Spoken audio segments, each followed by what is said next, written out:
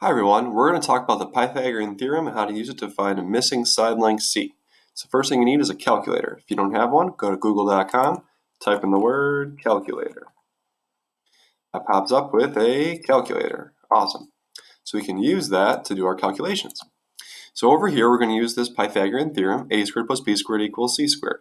Now c is always the longest side, the hypotenuse. And you can always tell where it is because it's across from the right angle. So that's c. That is C, that is C, and that is C. It's always across from the right angle, like that box there for the 90-degree angle kind of points to where C is. So now the other two are going to be A and B, and it doesn't matter which one's which. So I'm just going to call that A and that B. Then I'm going to plug them into the equation. It says A squared plus B squared equals C squared. So A is 39, so 39 squared plus my B squared, 80 squared, equals C squared. Equals c squared. So now I'm going to figure out what 39 squared plus 80 squared is. And I can go to my calculator.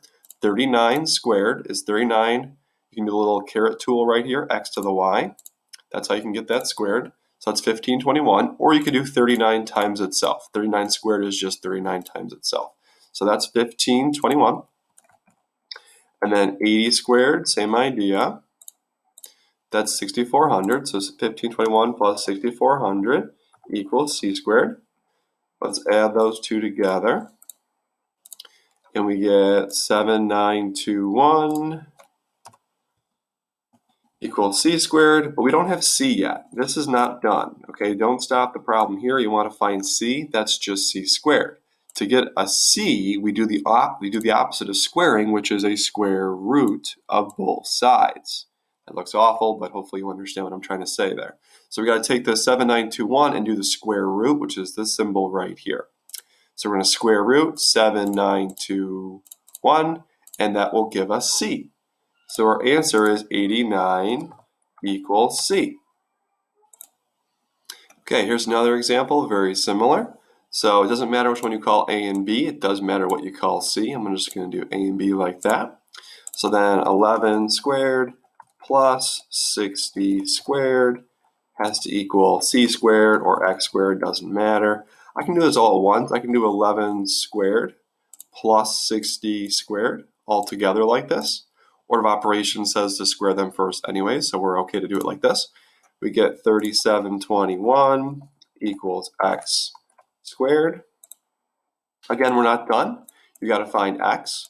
To find x, do a square root of both sides. And we get x equals square root of 3721, which is 61. So x equals 61.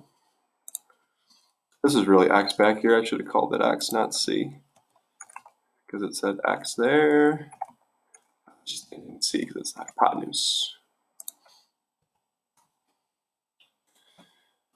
And the other two down below are very, very similar. So 13 squared plus 84 squared equals x squared.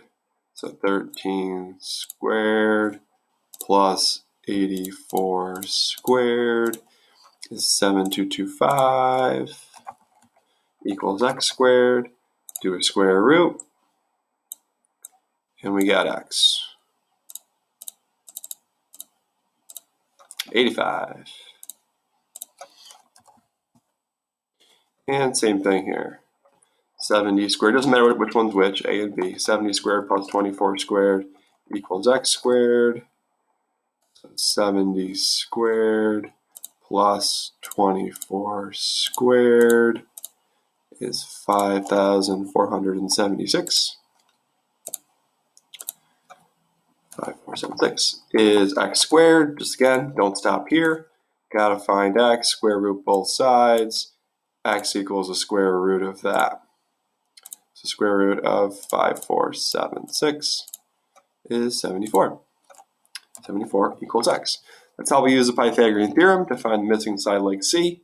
Just plug in either other number, a and b, into this a squared plus b squared equals c squared. Do your square root, and you've got c.